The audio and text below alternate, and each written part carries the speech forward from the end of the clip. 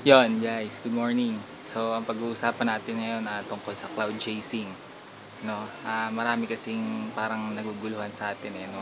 Yung iba bumibili pa ng magagandang mod, yung iba bumibili pa ng mga sobrang mamahal na mod para lang sa cloud chasing.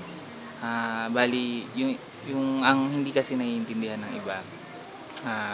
Maraming factors kasi yung cloud chasing. So, ang unang factor nun, syempre, hindi dahil sa mod, hindi dahil sa ganda ng mod. Ang unang factor nun is yung build, 'di ba? So, di mo rin naman kailangan na sobrang baba ng build para makapag cloud chase ka.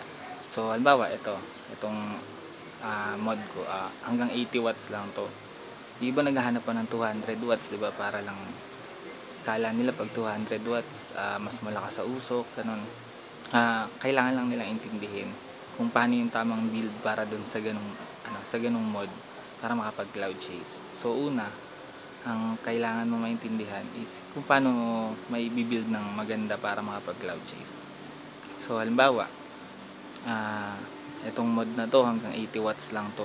So hindi mo kailangan mag-build ng sobrang baba kasi mas mahihirapan yung battery mo, mas mahihirapan yung mod mo na maabot yung parang cloud chasing build na hinahanap mo. Kagaya nitong sa akin. Ang build nitong sa akin ay 0.49 ohms. Yan.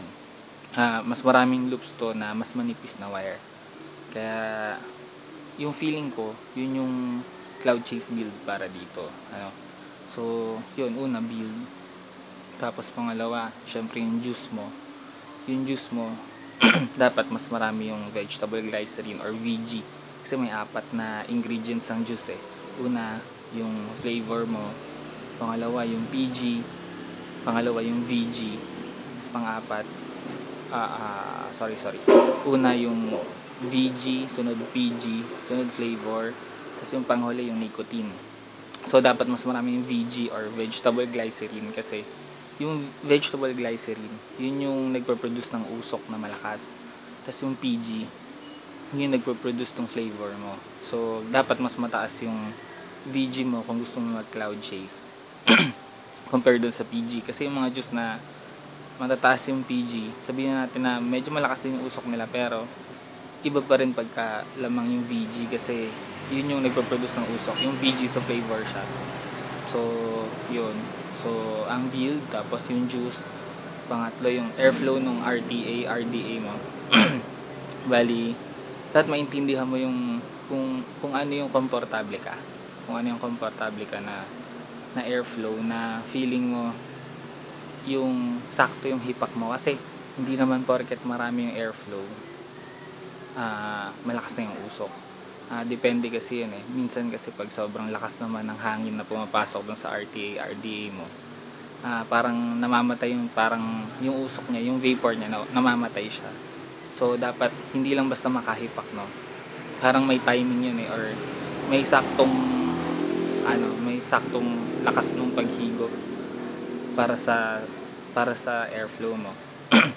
Tapos panghuling factor ng cloud chasing ay yung lungs mo, no? Kasi yung mga mod natin, kaya niya ng malalakas na usok Halos lahat naman ng mod kaya yan. Na halimbawa, yung mga 75 watts, kahit sa 75 watts, pwede kang mag-cloud chase. Kaya yun ng mod mo na mag-cloud chase. Ang tanong, kaya ba ng lungs mo? Kasi may limit yung lungs natin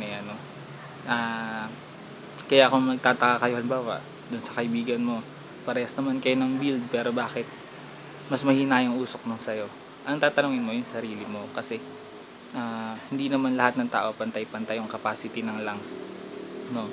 So yun, halimbawa yung sa kaibigan mo, parehas kayo ng build, no, 0.20 ohms, pero pag nakita mo yung usok na ba't sobrang lakas ng usok mo, kasi depende yun sa lungs diba? So ayun, yun yung dapat natin maintindihan, no? Maraming factors. So halimbawa, itong build ko 0.49 ohms yan. So 29.9 watts. Yung 29.9 watts na yan, pwede ko na rin sabihin na medyo pang cloud chase na rin. Magbibigay na lang ako ng sample na cloud check. Ito, 29.9 watts. So dahil dito medyo masikip yung airflow ko, hindi ko kailangan ng sobrang lakas na higop kasi mamamatay yung vapor ko. So dapat sakto lang na higop lang para andun yung saktong usok na parang pang cloud chase na rin, no? So sample natin, no?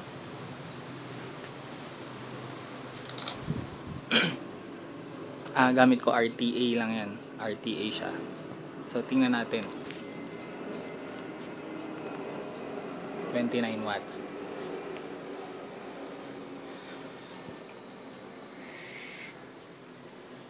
Nakalak pala.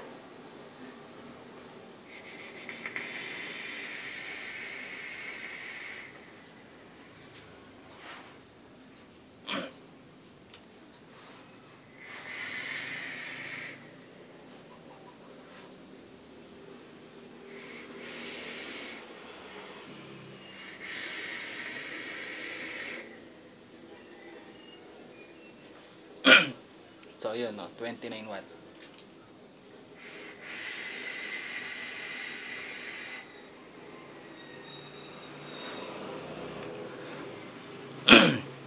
So kung yung napapansin nyo, hindi ko siya hinihipak ng masyadong malakas, no? Kasi dahil nga doon sa airflow, pagka hinipak nyo siya ng sobrang lakas, hindi na siya ganun kalakas yung usok niya, yung vapor niya. So kailangan mo na tansyahin kung ano yung bagay doon sa RTA or RDA mo. So yun yung apat na factors, no? Kailangan yung build mo, maintindihan mo muna yung build mo. Kailangan mas maraming na halimbawa, ito yung cotton mo, mas marami yung nasasakop ng wire mo doon sa cotton mo, kasi pag mas marami kang nasasakop doon sa cotton mo, mas maraming juice yung nasusunog. Tapos yun, build, tapos yung juice, maraming VG, sunod yung airflow, tapos pangapat yung sa lungs mo, practice na nga, practice, no? Hinga lang ng malalim, tapos try mo munang hipan, ganun, para maubos lahat ng hangin sa katawan mo bago mo hipakin ng dahan-dahan, tapos tsaka mo ibugan ng malakas. Ito,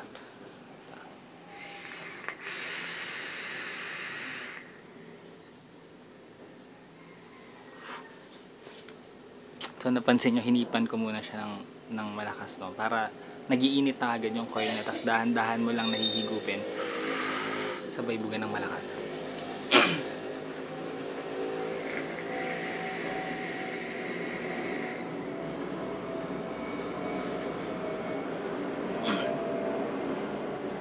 So yun, babawasan natin kasi medyo dry heat na siya.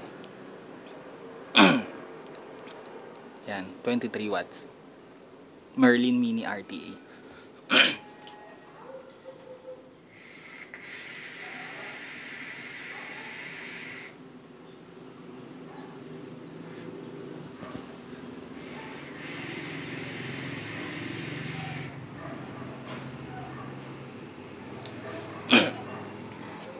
So yun, sana nakatulong ako, no? Vape on. Basta pag may tanong kayo, comment lang kayo sa akin sa baba. Tapos please like na lang, share nyo, tapos subscribe na lang. Thank you. Vape on.